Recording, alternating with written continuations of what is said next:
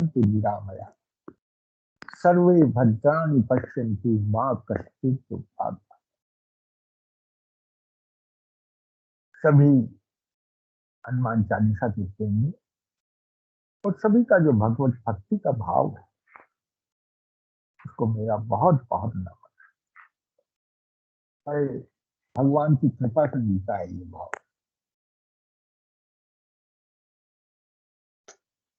सत्संग स्वयं में भगवान की कृपा है। आज कल पिछली बार हमने तीन संकट शब्द जो 3 बार आया है हमने उसकी व्याख्या की थी, जिसको एक को हमने अधिभौतिक, अधिदैविक और आध्यात्मिक 3 तरह से हमने।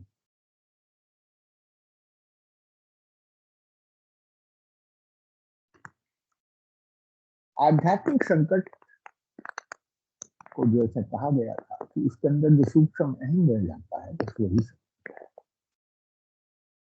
परंतु जब वो संकट दूर हो जाता है तब मनुष्य में जो इम्प्रूवमेंट आता है, जो उसमें एक अपना अनुभव में आता है उसके वो इम्प्रूवमेंट, और वो इम्प्रूवमेंट क्या है उसके बारे में आज हम चर्चा। जब हमें 3 संकटों का ज्ञान हो जाता है तो हमें ये भी पता चल जाता है कि अगर हमें रोग हुआ है तो क्या है। क्योंकि आज की जो चौपाइयां हैं उनमें मैं आपको बतला दूं 3 जगह हनुमत शब्द है और 3 ही बार जन्म जन्म जन्म शब्द। चौपाइयां में पढ़ देता हूं। हनुमत शब्द की चौपाइयां में पहले पढ़ रहा हूं। नासे रोग हरे सब पीड़ा जपत निरंतर हनुमत। दूसरी चौपाई जो हनुमत शब्द से ही इसके अंदर प्रयोग किया गया है, संकट कटे मिटे सब पीरा जो सुमरे हनुमत बलबीर।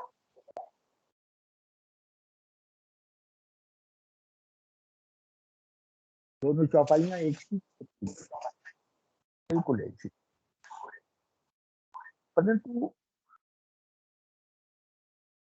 जो इसमें एक तीसरी चौपाई है जो बीच में है इनके, वो है और देवता चित्त न धरई हनुमत से ही सर्व। और जन्म शब्द के बारे में 2 चौपाइयां हैं। तुमरे भजन राम को पावे और जन्म जन्म के दुख विषय। इसी के साथ दूसरी चौपाई रखी गई है, इसमें 2 बार जन्म शब्द आया है। इसी के साथ दूसरी चौपाई रखी गई है, अंत काल रघुवर पुर जाई जहां जन्म हरि भक्त का।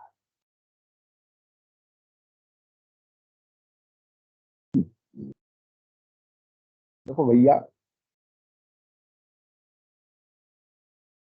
अनुभव से एक बात आई है,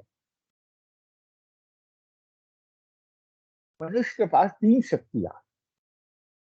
एक है जानने की जिसे ज्ञान कहा, एक है कुछ करने की जिसे कुछ कर्म कहा, और एक है मानने की शक्ति जिसको भक्ति कहा।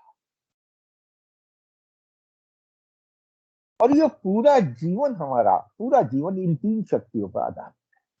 हम इन्हीं 3 शक्तियों का प्रयोग करते हैं।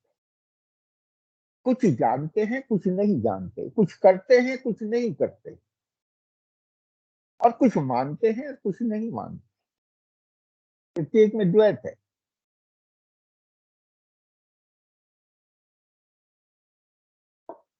हम ये भी नहीं कह सकते कि हम सब कुछ जानते हैं, हम ये भी नहीं कह सकते कि हम सब कुछ करते हैं, हम ये भी नहीं कह सकते हम सब कुछ मानते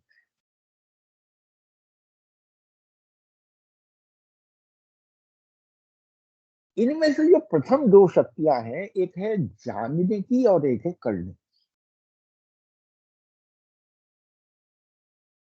इन दो शक्तियों को ज्ञान के माध्यम से कहा गया है, जिसको गीता में ज्ञान योग कहा गया है, कर्म योग। परंतु जो तीसरी शक्ति मानने की है, वो इनसे थोड़ी अलग है। यद्यपि मानना ज्ञान में भी पड़ेगा आपको, और मानना कर्म में भी पड़ेगा। माने बगैर कर्म भी नहीं हो सकता, और माने बगैर आप जाना भी नहीं जा सकता। थोड़ी गंभीर चर्चा है, लेकिन फिर भी ध्यान में इसे सिंप्लीफाई करने की कोशिश करता हूं। जानना एक ऐसा क्षेत्र क्या है कि इसके अंदर आपको हमेशा गुरु की आवश्यकता पड़ेगी, चाहे उसके अंदर किताबें हों, चाहे उसके अंदर शास्त्र हो, चाहे वेद हो, चाहे सत्संग हो, चाहे अन्य कोई बोलने वाला हो, चाहे सुनना हो, किसी भी माध्यम से गुरु जो है वो आपको जनाता है। गुरु बिन ज्ञान कहाँ से पा, इसको कहा भी है।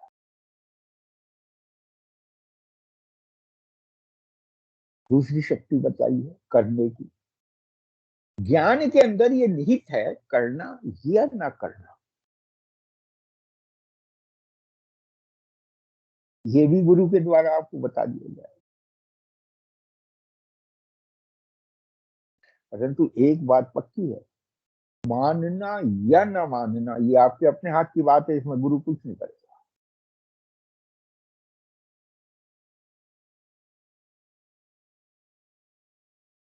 अब ध्यान करें कि इसको इसी जगह आके हम अधूरे रह जाते। हम जानते भी बहुत कुछ हैं, बहुत कुछ शब्द कहा मैंने, सब कुछ नहीं, बहुत कुछ जानते हैं।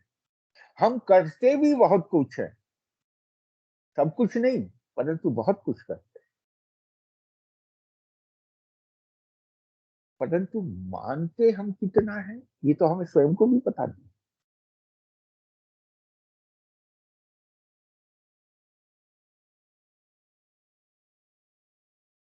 आप झांक के देखो अपने ऊपर कभी।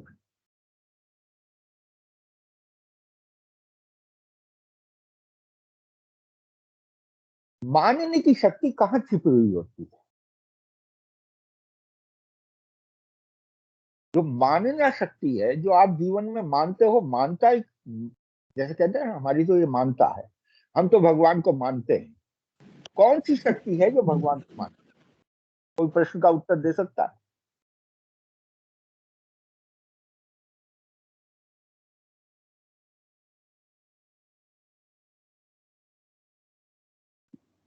भगवान की स्वयं ही शक्ति है अंकल। देखो बेटा, बिल्कुल भगवान की तो तीनों ही शक्तियां हैं। सो जाने ही तुम देहु जनाई, भगवान ने स्वयं कहा है। भगवान के उसमें कहा है, वाल्मीकि जी ने कहा है कि प्रभु कौन जान सकता है आपको बिना आपके जनाए हुए। दूसरी जगह गीता में भगवान कहते हैं, मैं तो करता हूं लेकिन सब कुछ करता हूं। और मनुष्य करता कुछ नहीं है, फिर भी ये समझता है कि मैं करता हूं। परंतु ये मानने की शक्ति जो है हमारे पास जो अंतःकरण है, मन बुद्धि चित्त और अहंकार, जो चार है, इसमें किस जगह रहती है? इसमें हमारी हृदय में। मानने है बेटा। हृदय में। हृदय में प्रेम है वो। हृदय में। हृदय का प्रेम तो बेटा सबसे आखिर में आएगा। मानने की शक्ति आपकी मति में होती है, बुद्धि में। श्रद्धा आपके मन में होती है, विश्वास आपकी बुद्धि में होता है।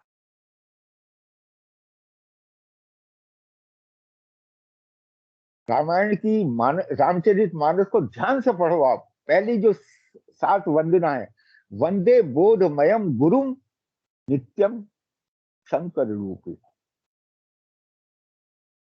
बोध बुद्धि को होता है, मन को बोध नहीं होता।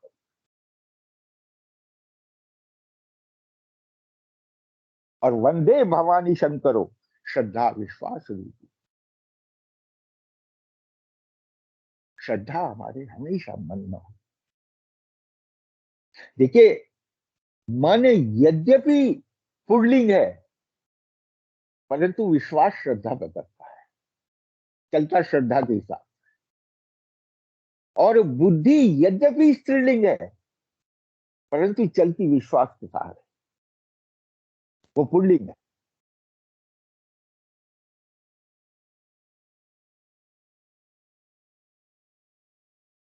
यही तो मेल जोल बैठाया है, बिल्कुल जो ईश्वर का अर्धनारीश्वर स्वरूप है, यही तो दिखाया है। भाई मन की तरफ से देखोगे तो पहले शंकर ये दिखाई देगा कि मन तो पुल्लिंग है, परंतु है तो उसका आधार तो श्रद्धा है। और बुद्धि की तरफ से देखोगे तो देखेगी पार्वती पहले दिखेगी, परंतु आधार विश्वास है, उसका आधार शंकर है।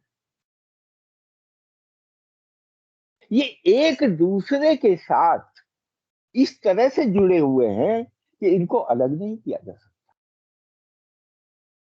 अरे भैया जी आ गए। इसीलिए इसमें दो शब्द हनुमान जी के लिए विशेष रूप से प्रयोग किए गए हैं। एक हनुमान, हनुमान शब्द मन से संबंधित है, और हनुमत शब्द मति से संबंधित है, बुद्धि से संबंधित।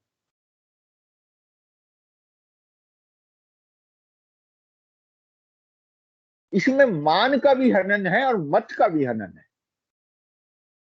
जिसको गीता में कहा है मैया अर्पित मनोबुद्धि। भगवान ने एक नहीं मांगी तुझसे, भगवान ने कहा दोनों मुझे दे, मन भी दे और बुद्धि भी।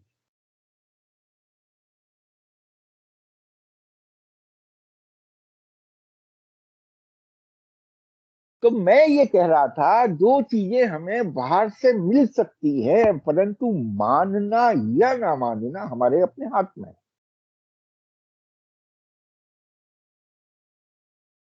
तो ऐसा क्यों है? इसका कारण क्या है? मानते तो हैं हम, ऐसा नहीं है कि हम जीवन में नहीं मानते, मानते तो हैं, परंतु वो जो मन है जो मानता है और जो बुद्धि का सहारा लेके मानता है, उसको क्या कहा है भगवान? क्या है वो शब्द? उसका नाम है विश्वास। विश्वास सही भी हो सकता है, विश्वास गलत भी हो सकता है, क्योंकि विश्वास ही अंधविश्वास बनता है। आज की चौपाइयां इसी, मैं ये भूमिका बना रहा हूं, आज की चौपाइयां केवल समझने में जब भी आसानी होगी, जबकि क्योंकि बिल्कुल एक सी चौपाइयां हैं सब, इनको समझने में है बहुत छोटी छोटी, लेकिन एक सी।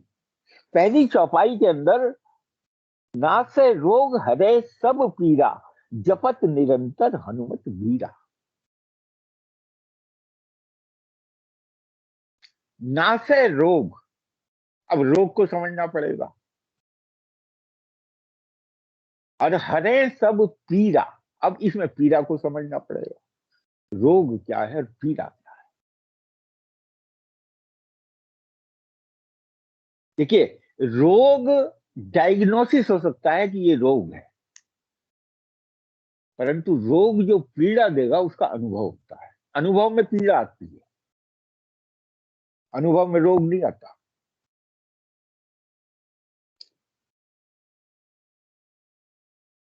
और बारीकी से समझना इस बात को।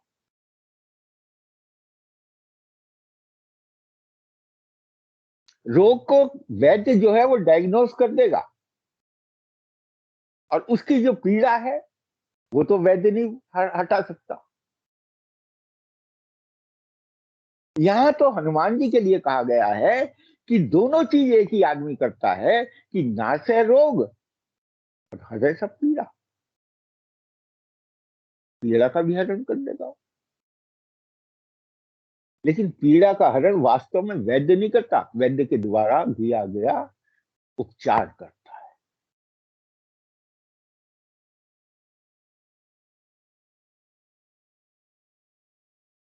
अब ये रोग जो है, जो हमारा रोग है भौतिक जगत के अंदर, अधिभौतिक जगत के अंदर, क्योंकि ये पहली चौपाई है तो हम इसे अधिभौतिक से ही लेके चलेंगे।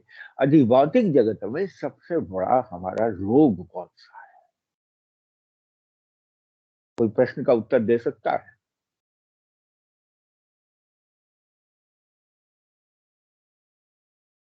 आप स्वयं ही बताएंगे इसका सबका, सारी चीजों का उत्तर? भवरोग। हाँ बेटा, भवरोग। हाँ जी। भवरोग किस रूप में है आपका? ज्ञान रूपी। अज्ञान। अज्ञान का मतलब यह है कि ज्ञान तो है, आपको छुपा हुआ है। अज्ञान शब्द में अय पहले है, ज्ञान तो है। वो अज्ञान जो बनाया, ज्ञान को जो अज्ञान बनाया है, वो कौन सी चीज है जिसने बनाया है?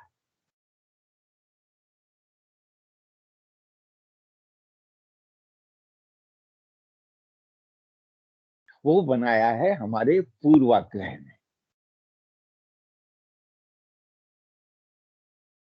मुरारी बापू एक बहुत सुंदर फ्रेज कहते हैं और मेरे दिल में उतरा हुआ, सबसे बड़ा रोग क्या कहेंगे लोग?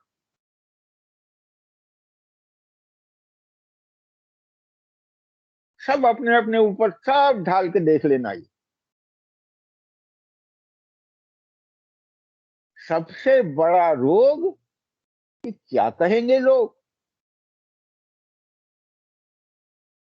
ये भौतिक जगत का सबसे बड़ा रोग।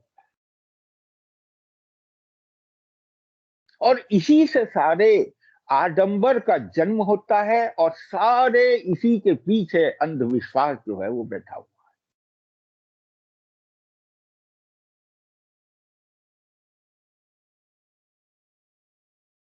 और इतना पीड़ादायक है ये, इतना पीड़ादायक है कि जिसको भैया जो इसका भुक्तभोगी है ना, बस वही जानता है।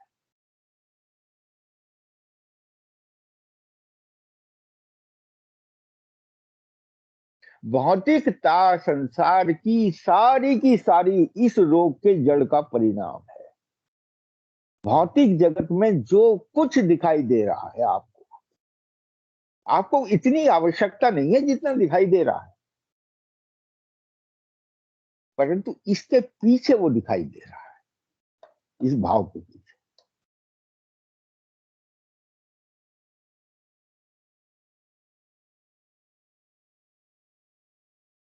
हम कारण तो खोजें ना। अगर हम अपने को सुधारने चले हैं तो पता तो हो हमें क्या सुधारना है हमें।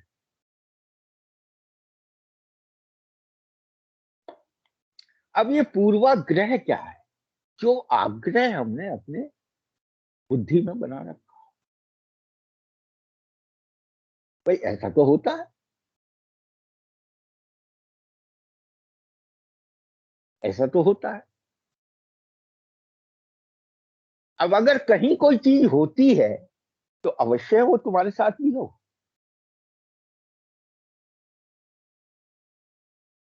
माने दूसरा अगर रोगी है तो आपको भी रोग होना बहुत जरूरी है।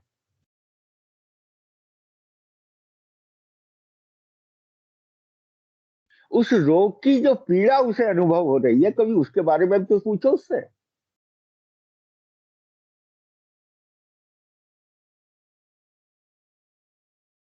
कि भाई इस रोग की क्या पीड़ा है तुझे। सुना है कि ये रोग है, पहली बात तो ये पता तूने एक्सेप्ट किया है नहीं किया ये रोग है।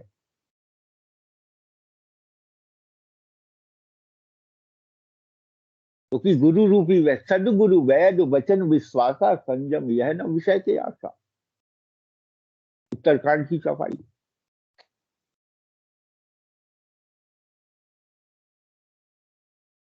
सारी कामनाएं की जड़ उत्पन्न होने का स्थान अकेला हमारा एक ही है, पूर्वाग्रह। ग्रह जो है ना, वो तो हमने आमंत्रण किया है उन्हें। ग्रह तो वैसे के वैसे ही है हमारी कुंडली में, उसी तरीके से बैठे हुए हैं, मगर हमने अनुग्रह की बजाय हमने उन्हें पूर्वाग्रह बना दिया।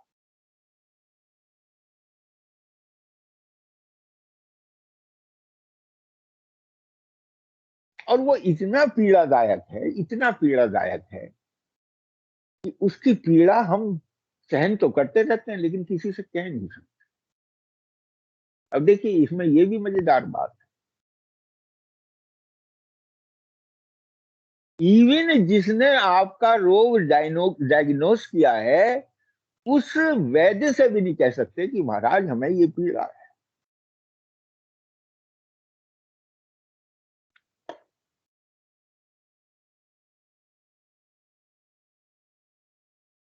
पहले ये बताइए आप मेरी बात से सहमत हैं या नहीं?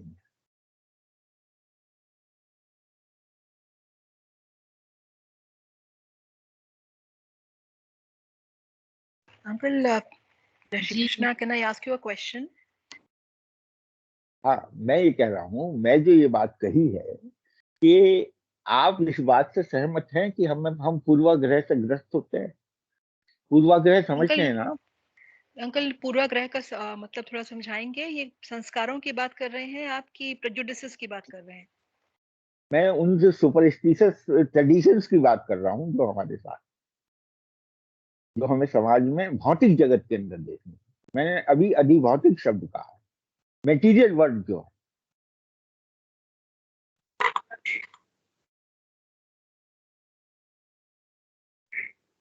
हाँ जी, मानते हैं पूर्वाग्रह से पीड़ित है।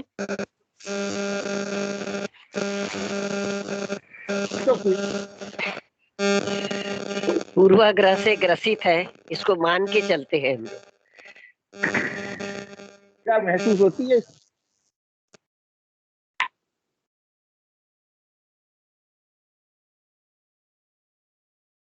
तो बहुत सॉफ्ट विषय है ना, बहुत ज्यादा।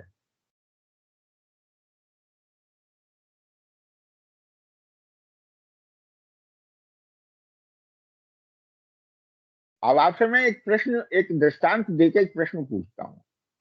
आप किसी आश्रम में जाते हैं, वहां पत्तल बिछी हुई होती है और पत्तल पर प्रसाद भगवान का परसाई होती है ना? वहां सर्विस नहीं होती, वहां ये नहीं होता सर्व हो रहा है, वहां प्रसाद की पुरसाई होती है। पुरसाई कहते हैं जो रस है भगवान का, जो रस रसोई का है, उसको परोसा जा रहा है। और आप उस पत्तल के अंदर अपनी उंगली से चाट चाट के खाते हैं, उसे कहते हैं कि बहुत ही बढ़िया आनंद आया। और किसी जगह आप किसी फंक्शन के अंदर बहुत 5 स्टार में या 7 स्टार में आप गए, आपको बहुत आदर सत्कार से बुलाया गया और उसके अंदर बहुत वैल्यूएबल क्रॉकरी के अंदर आपको समझिए भोजन परोसा गया है। वेटर और वे जो हैं परोस रहे हैं आपको तरह तरह के व्यंजन। आपको कौन सा अच्छा लगता है उसमें?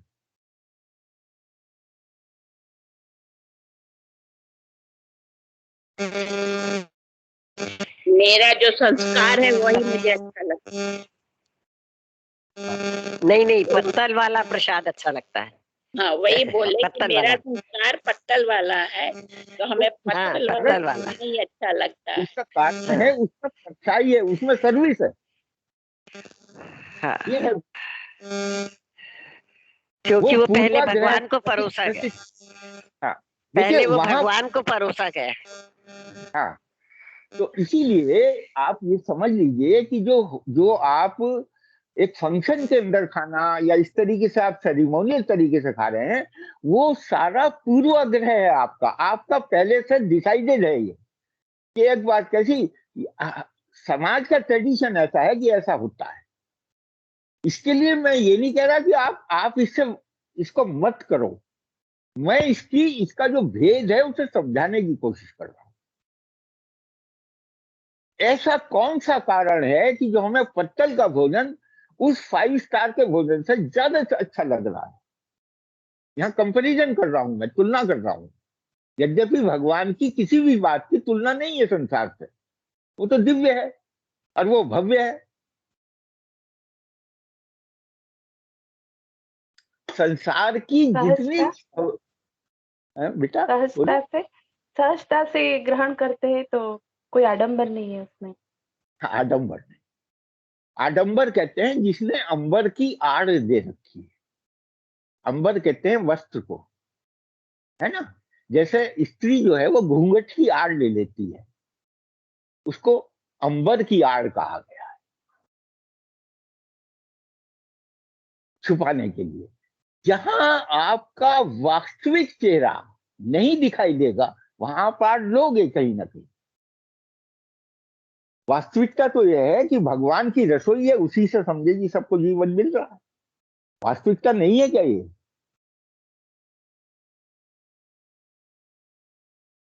ये पहली चौपाई ही भौतिक जगत की है, क्योंकि भौतिक जगत से जब तक हम नहीं निकलेंगे तब तक दैवीय जगत में नहीं पहुंचेंगे।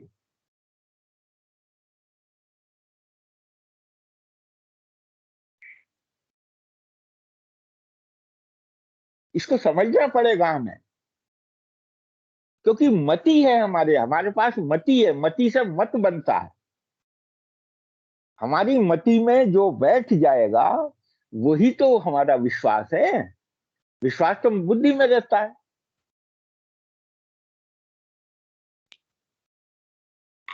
हमें दोनों को शुद्ध करना है, हमें अपनी श्रद्धा को भी शुद्ध करना है, हमें अपने विश्वास को भी शुद्ध करना है। और वो हो कैसे? जब तक हम अपने अनुभव से ही नहीं सीखेंगे तब तक नहीं हो पाएगा वो।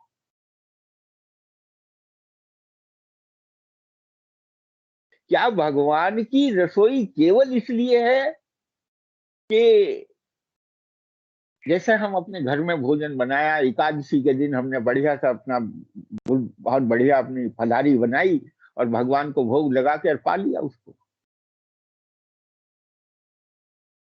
प्रसाद का मुख्य उद्देश्य क्या है भैया?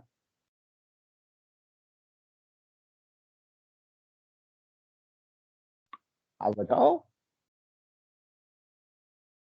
भगवान तक कैसे पहुंचता है प्रसाद? मन के भाव से नहीं, अर्पण खेत बुद्धि में से। श्रद्धा अर्पण। सुन लीजिए जरा। खेत में पैदा हुआ, किसान ने बोया, किसान ने काटा, उसको मेहनत से तैयार किया अन्न को। अन्न गया बाजार के अंदर, वहां वो पीसा गया, पीस के उसका चूर्ण बना, चूर्ण से वो फिर गया रसोई वाले के पास, रसोईया के पास। रसोईया ने अपने उसमें रस से तैयार किया वो भगवान ने।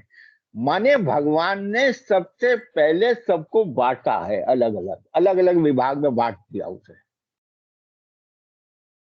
और जब तक वो बटा नहीं तब तक भगवान ने उसे ग्रहण नहीं किया।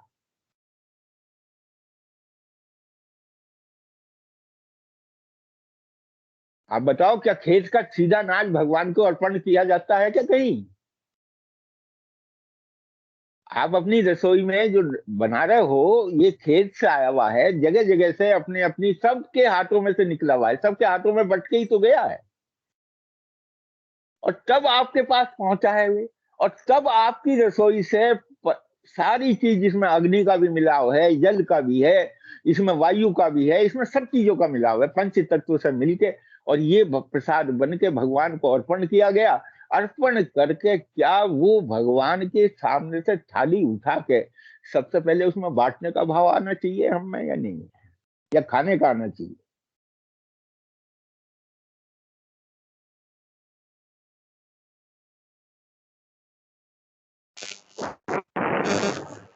व्यवहारिक है मेरा, जितना भी मेरा मन एकदम प्रैक्टिस के बेस पे हम पहले जी बोलिए। जी जी कहिए। सॉरी सुदेश जी, आप कुछ कह रहे थे और मैंने शायद आपको म्यूट कर दिया है। Please unmute yourself. I am very sorry.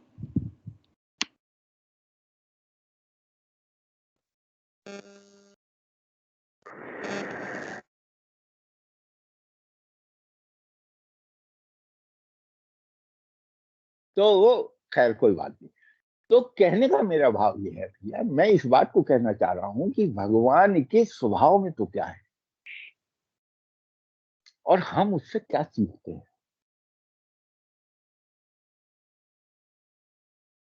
बहुत आसानी से हम कह देते हैं संसार की पीड़ा है, ये तो स्वार्थ बुद्धि है, क्योंकि शब्द हमने ग्रहण कर रखे हैं। शब्दों की गहराई में स्वार्थ क्यों है हमारा?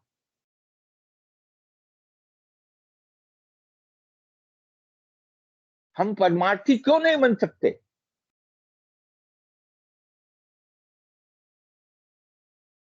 क्योंकि हम बनना नहीं चाहते। सुनने में अच्छी लगती है सारी बात, लेकिन जब जीवन में उतारने का समय आता है तब हम उससे चूक जाते हैं। इसी तरह से मैंने पूर्वाग्रह को कहा, इसी तरह से मैंने भगवान के भोग पे आपसे अभी कहा है क्या ये?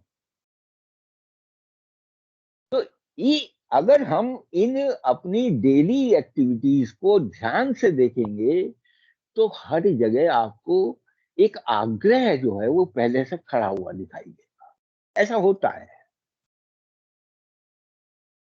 इवन भगवान की भी जितनी हमारी पूजा है उसमें भाव कम है, आग्रह अधिक है। आग्रह से मतलब जो हमें बताया गया है, पीछे से आया है चला हुआ। ये मैं नहीं कह रहा कि वो जो पीछे से बताया गया है उसमें तत्व नहीं है, लेकिन उस तत्व को जानने की कोशिश ना करके हम उसको केवल और केवल, और उसमें क्या है, उसमें संदेह हो जाता है। वही पीड़ा है। अरे होता तो ऐसे है, हमने तो आज उल्टा कर दिया। हाँ?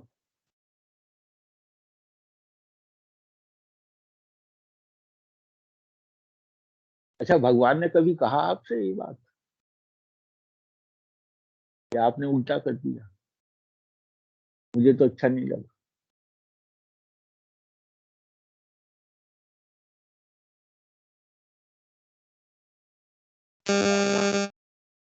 वो अगर रीज उसका तो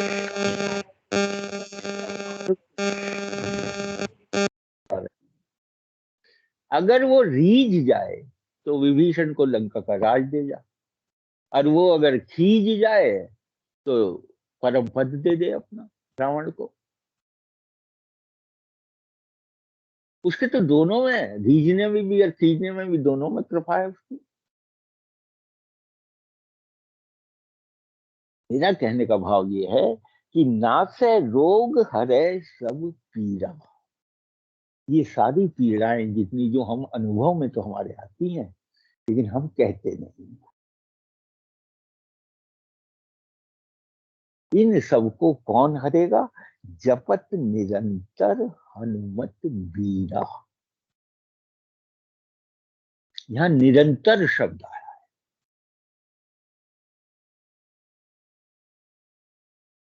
अंतर ना जाए, क्योंकि वो जो हम समझ में बैठे हुए हैं, जो हमारी बुद्धि में हमने माना हुआ तथ्य है, जो है या नहीं है, लेकिन जो माना हुआ है उसमें तो अंतर नहीं आता कहीं भी।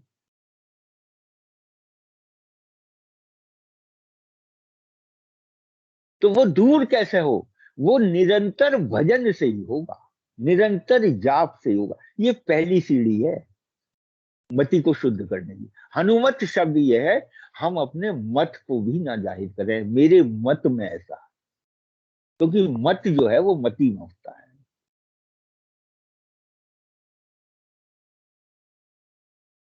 अच्छा, एक बात बताइए मुझे, मैं आपसे वैसे पूछ रहा हूं, क्या हमारा मत हर जगह हमें, आपको ये दिखाई देता है, माना जा रहा है?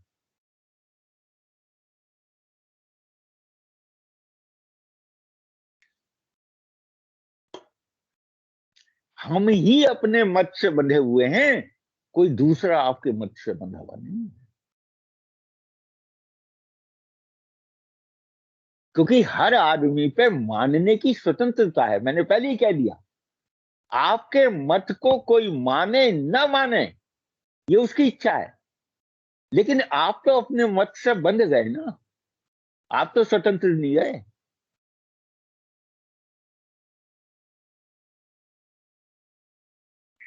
ये है हनुवत शब्द। इसी से तो मुक्त होना है, उसी का तो हनन करना।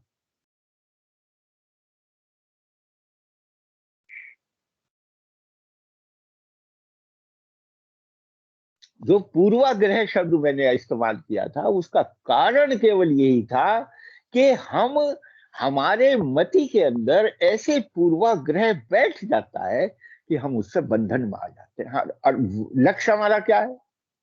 बंधन से मुक्त होना।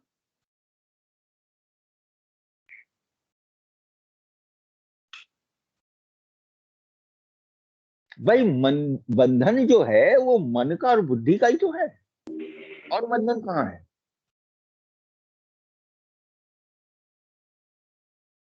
सब जानते हैं इसको। जीवन मुक्ता के अंदर जो जीवन मुक्ता का सत्संग है वो आपके मन और बुद्धि को स्वातंत्र देना चाहता है। जैसे कि क्योंकि आप में मानने की भगवान ने स्वतः स्वतंत्रता दी है। आप हैं स्वतंत्र, सब स्वतंत्र हैं, लेकिन हमने जब माना ही गलत है तो फिर स्वतंत्र कहां?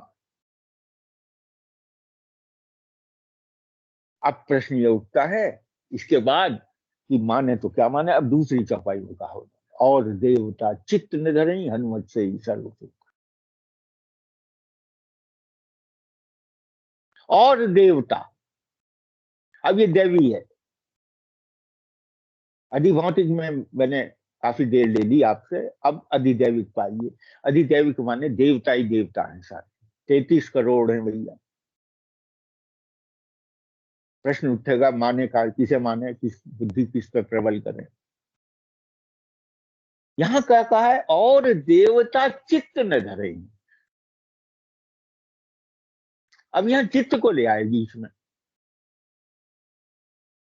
क्योंकि मन चित्त पे रहता है, बुद्धि अहम पे रहती है। बुद्धि का आधार अहम है और मन का आधार चित्त है। आपका हृदय बता देगा। उसमें क्या कहा है? एक को कर लो किसी को, और देवता चित्त न धरे। हाँ, अभी अभी हनुमत से, हनुमान का जो सेवा भाव है एक मत से। तो पहले ज्ञान योग बताया, अब कर्म योग पर आ गए। हनुमत से ही हनुमान का जो सेवा भाव है, सर्व सुख करे। एक सुख नहीं, सब कुछ। हनुमान को मानो या ना मानो, लेकिन एक मति से अन्य सारे देवताओं को छोड़ के एक भाव को कर लो, किसी भी एक इष्ट को बांध के उसका जो बनाया हुआ जगत है उसकी सेवा में लग जाओ। बस यही दैवी आपकी संपदा है।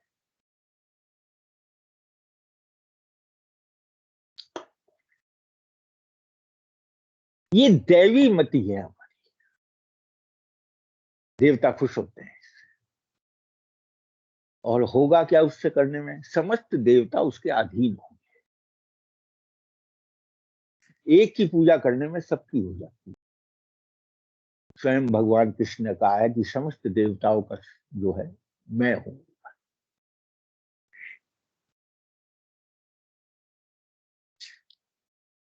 इसीलिए मैंने शुरू में कहा, गुरु आपको ज्ञान दे सकता है, गुरु आपको कर्म सिखा सकता है, परंतु जो मानने का भाव है, भक्ति का जो भाव है आपका अपना है। क्योंकि रामायण में लिखा है, भक्ति स्वतंत्र सकल सुख खानी और बिनु सत्संग पाव है।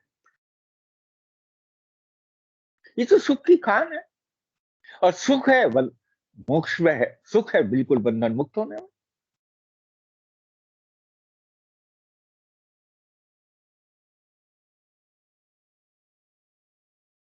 तो दो जगह हम, एक दैवीय संपदा में और एक भौतिक संपदा में, दो जगह हम बंधे हुए होते हैं जहां हमारी बुद्धि बंधी हुई।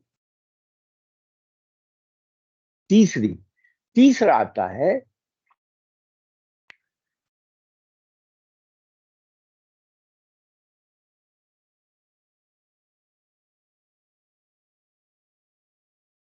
संकट कटे मिटे सब पीरा। अब ऐसे में जो जितने भी संकट हैं वो कट जाते हैं भैया। नष्ट हो जाते हैं और पीड़ा मिट जाती है। हरे में और मिटने में भेद है थोड़ा सा। सीता जी का हरण हुआ परंतु वापिस आ गई। अपहरण होता है, वापिस आ जाता है। लेकिन मीठे शब्द में जब मिट ही गया तो क्या वापिस आने का कोई चांस है?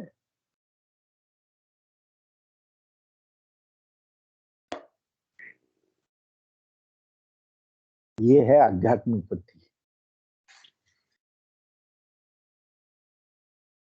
आध्यात्मिक गति हमेशा हमें क्या कहती है? जब हम एक ही के होते रह जाते हैं तो स्वतः ही अपने आप दो लक्षण होंगे। संकट कटे, माने संकट कौन से है? वो रोग जो संकट बनता है, और फिर मिटे सब पीड़ा। उससे पीड़ित होने का फिर प्रश्न ही पैदा नहीं होता। तो सुमिरे, और यहाँ क्या कहा? हनुमत बल बीरा का है। पहले बीरा कहा है और यहाँ बल बीरा कहा है। बीरा शब्द से गोस्वामी जी ने काम नहीं चलाया, बोले बल बीरा। उसका कारण क्या है? यहाँ कौन सा बल है जो वीर के पास आया? क्योंकि स्मरण निरंतर रहता है। ऐसा नहीं है कि हमारी याददाश्त जो है वो इतनी कमजोर है कि हम भूल जाए, क्योंकि हम भूलते नहीं, हमारे सब याद रहता है। हाँ, कुछ समय के लिए दूसरी चीज ज्यादा इंपॉर्टेंट हो जाती है, इसीलिए सुमिरन शब्द है।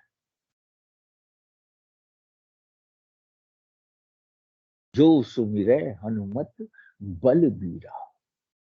कौन सा बल है? वो है यहाँ आध्यात्मिक व्यक्ति के पास आत्मबल होता है।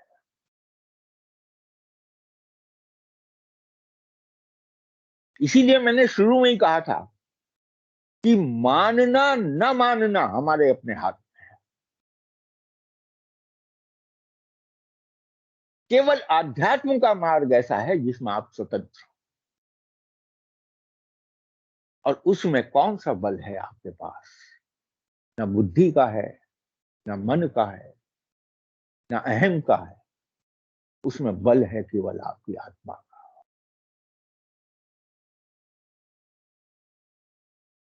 आत्मा क्या है आपकी? आत्मा शब्द जो है, मैं कई बार आपसे शायद मैं निवेदन कर चुका हूं।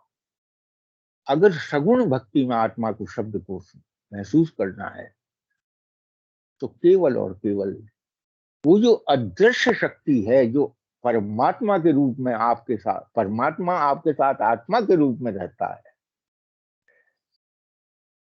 फिर वो साकार जिस समय आपको जगत के अंदर दिखाई देने लगता है तो उसकी जो आत्मीयता है वही आत्मा आपका आत्मबल है।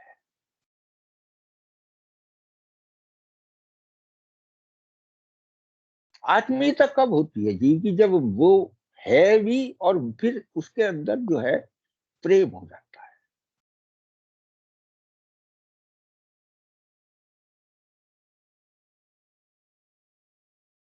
अलग अलग संतों ने मत दिए हैं इस पे। एक ने कहा है, किसी ने कहा है कि वो मम में और अहम में, दोनों में है। सारी अहम और ममता सारी उसी के अंदर है। शायद इसी का सम्मिश्रित रूप जो है, अहम और मम का मिश्रित रूप जो है, वो सगुण भक्ति का परिचय है। तो बिना उसके प्रेम हो नहीं सकता।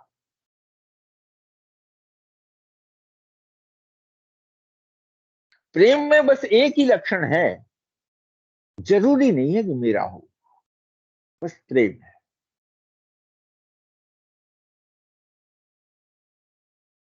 प्रेमी मानता तो उसे अपना है।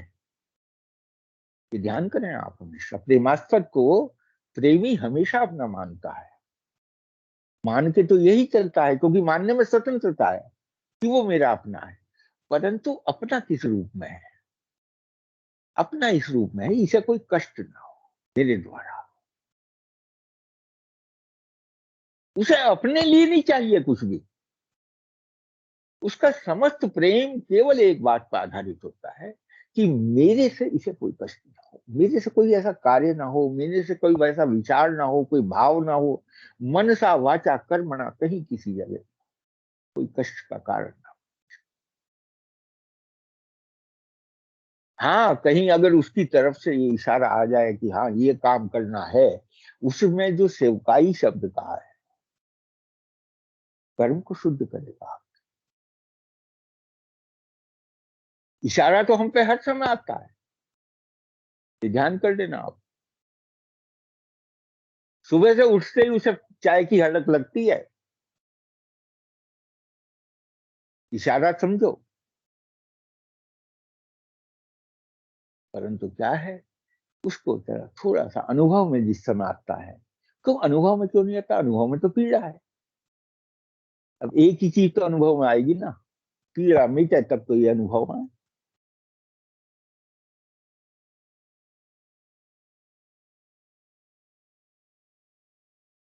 तो यहाँ 3 चौपाइयों में 3 बार जो हनुमत शब्द है, पहला ना से रोग हरे सब पीरा, जपत निरंतर हनुमत वीरा। वहां उसका वीर वीर भाव है, वो इतना वीर है कि जो जाप में आपको, जप जो है ना वो नाम, यहाँ नाम को कहा गया है, नाम पहली सीढ़ी। जपना तो शुरू करो, भाव कुभाव अनकाल असमना जपत मंगल इसी दशा हूँ। दूसरे शादी की बात कर रहे हो, मैं अभी नहीं दूंगा, पूरा बता दूंगा, हिसाब करके दूं। प्लीज म्यूट करिए। और देवता चित्त न धरेहि हनुमत से सर्व सुख। एकाग्रता है इसके अंदर की, एक से ही आपको अपने उस पर रख लेंगे सामने। तीसरे उसमें है ना से रोग हरे सब पीरा, जपत निरंतर हनुमत। वो तीसरा है उसमें संकट कटे मिटे सब पीरा, जो सुमरे हनुमत बल पीरा। 3 जगह हनुमत शब्द का है। मत जो है हमारा, कहाँ मति जो है वो भगवान को कैसे अर्पण करी जाए, ये शायद मन और बुद्धि को कैसे अर्पण भगवान को करा जाए, उसकी शायद गोस्वामी जी को ये विधा इन चौपाइयों में लिखनी होंगी। तो शायद उन्होंने हमें कहा होगा कि शरणागति में जा रहे हो ना, तो ये जरा चौपाई ध्यान से पढ़। तो भैया ऐसा मेरा इस तुच्छ बुद्धि का भाव है जो मैंने आपके सामने आज व्यक्त किया है। इन 3 शब्दों का, हो सकता है मेरे से कोई अपराध हुआ हो, इसमें मैंने किसी की भावनाओं को कोई ठेस पहुंची हो, कुछ हो, परंतु फिर भी अगर कोई प्रश्न है तो मुझसे जरूर उसका समाधान करें। मैं प्रस्तुत हूँ। सीताराम, सीताराम, सीता। प्रणाम अंकल, चरण स्पर्श। थोड़ा गूढ़ ज्ञान ना अंकल, लगता है इस रिकॉर्डिंग को बार बार सुनने की आवश्यकता है।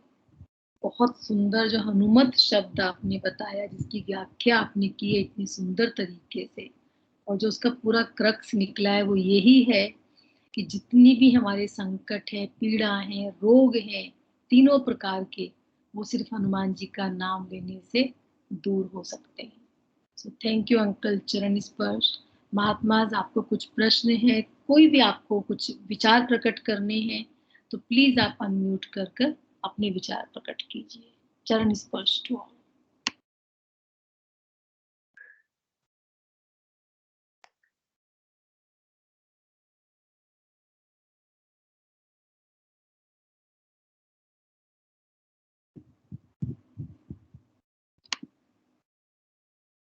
प्लीज महात्माज, आपके कोई भी प्रश्न है, कोई भी क्यूरियोसिटी है, कुछ समझ में नहीं आया है, किसी शब्द का अर्थ में हमें कुछ डाउट है, तो प्लीज आप अंकल से पूछ सकते हैं। जय श्री कृष्णा। मेरा क्वेश्चन वो पूर्वाग्रह के बारे में है अभी भी, कि मालूम कैसे चलेगा कि हम पूर्वाग्रह से ग्रसित हैं? मतलब how will we identify a certain behavior which is repetitive or which is second nature to me, but it's caused by purvagrah? पूर्वाग्रह वही होता है बेटा। इसमें आप एक बात हमेशा ध्यान रखिए कि आप कर तो रहे हैं उस काम को, लेकिन बेमन से कर रहे हैं।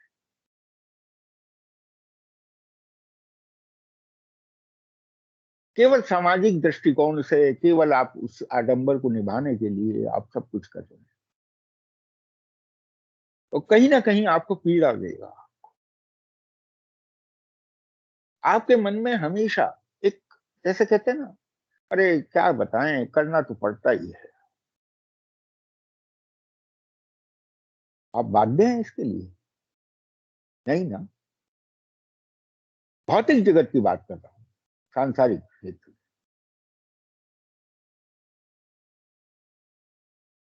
आपके घर में कोई आया, जैसे ही आपके आते हैं, आप फौरन सबसे पहले आप ये, मैं ऐसी ट्रेड निकालूं, ऐसा ये करूं, ऐसा ये करूं, सब ये सब, इस सब का अगर आप देखें, अगर आपको वाकई में इसमें आनंद हो रहा है, आपको ये अंदर से खुशी हो रही है, आहा मेरे ठाकुर मेरे घर आए, मैं पता नहीं क्या बिछा दूं इनके लिए, तो फूल भी बिछा दो तो कम। परंतु मैंने देखा है इस समाज के, हम सुबह से लेकर रात तक केवल लगे रहते हैं, लगे रहते हैं, लगे रहते हैं, केवल दूसरे को खुश करने में। हम खुश हो या ना हो, दूसरे को खुश करने में।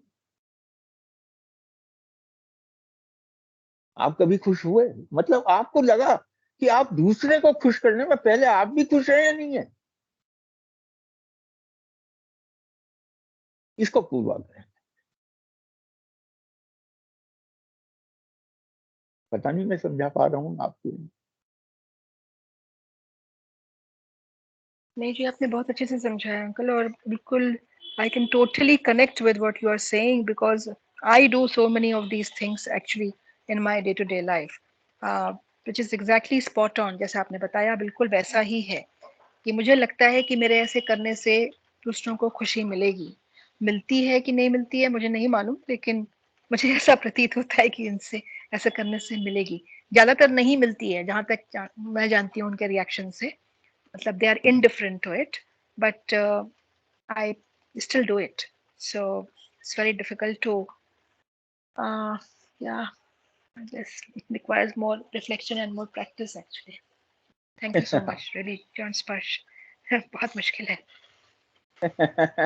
मुश्किल नहीं है, बस केवल एक बार केवल आप इसके ऊपर विचार करें, छूट जाएगा सब।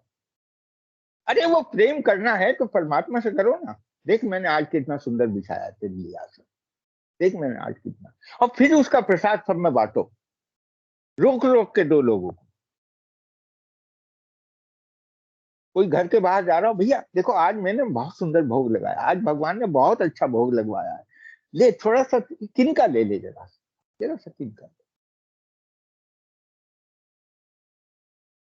देखो कितनी मन को खुशी होती है। वो आपको खुशी नहीं हो रही, वो आपके ठाकुर को हो रही है, जिसको आपने भोग लगाया है। उसने कहा ना, मैं तो भक्तों के मुख से खाता हूँ, कौन कहता है मैं नहीं खाता?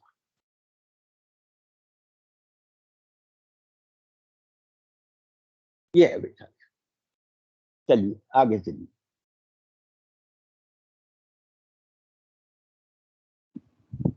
Thank you, Uncle. Thank you, Veeraji, for asking this beautiful and very important question which we face every day in our life. Thank you, Veeraji. Please किसी और को कुछ भी पूछना है, कुछ है तो आप अनम्यूट कर सकते हैं, अपने विचार प्रकट कर सकते हैं। अनूप जी हैं, भारती जी, काफी लोग हैं कॉल पर, मुकुट अंकल।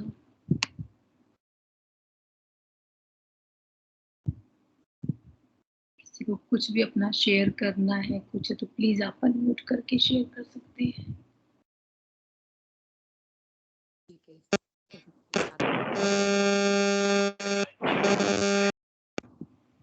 आपको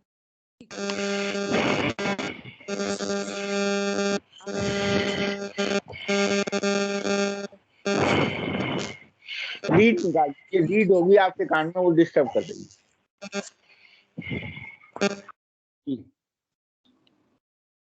मेरी आवाज,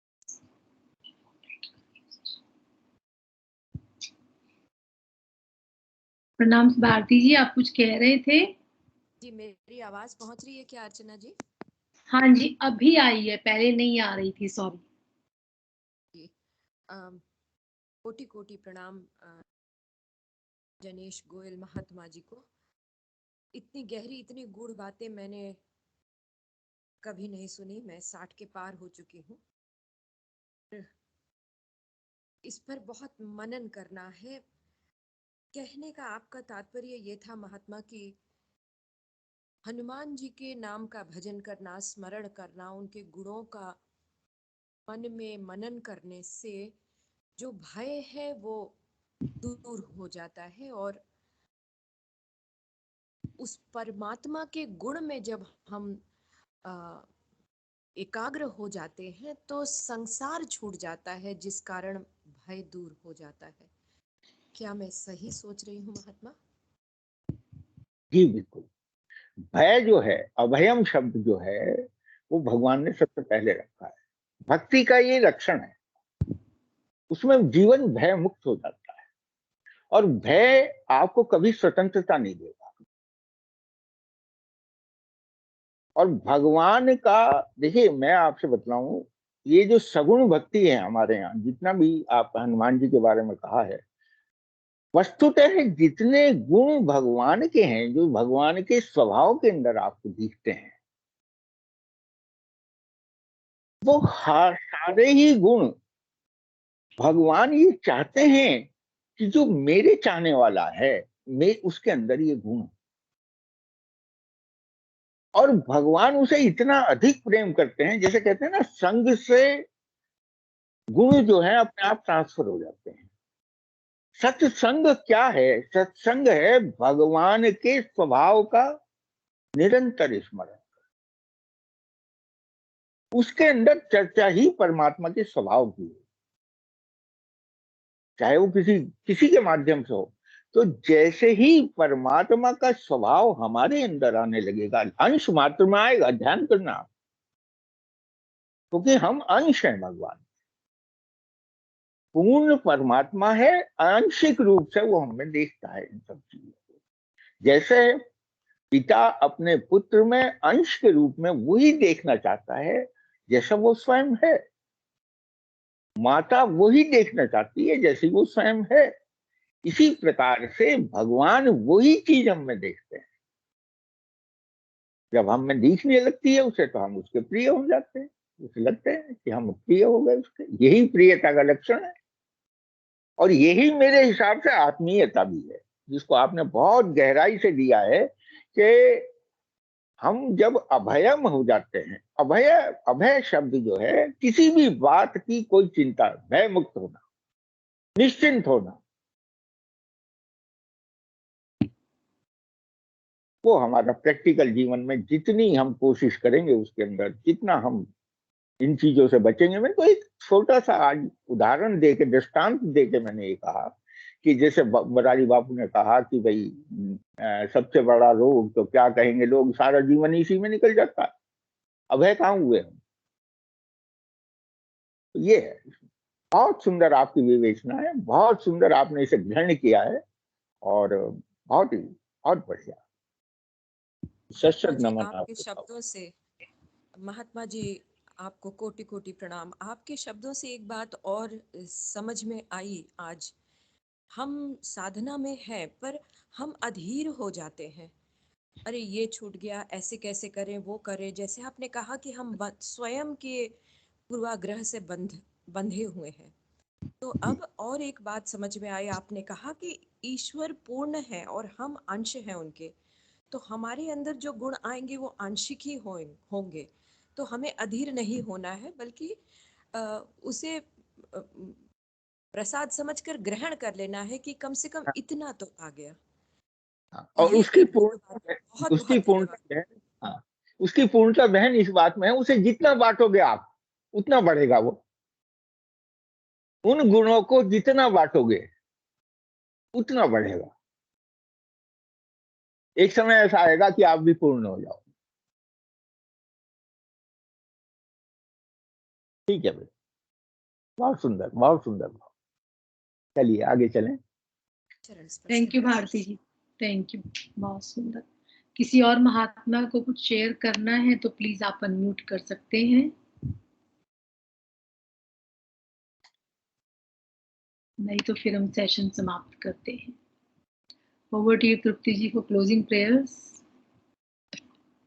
pranam and charan sparsh to Guruji and Janesh uncle and all devis and Mahatma. बहुत ही सुंदर सेशन था और बहुत ही सुंदर विचार, बहुत ही सुंदर प्रश्न और उनके उत्तर हैं। कृतार्थ हो गए हम लोग। धन्य ओम, धन्य ओम, धन्य ओम। इसी के साथ आज का सेशन हम समाप्त करते हैं। ओम पूर्णमद पूर्णमिदं पूर्णात् पूर्णमुदच्यते पूर्णस्य पूर्णमादाय पूर्णमेवावशिष्यते।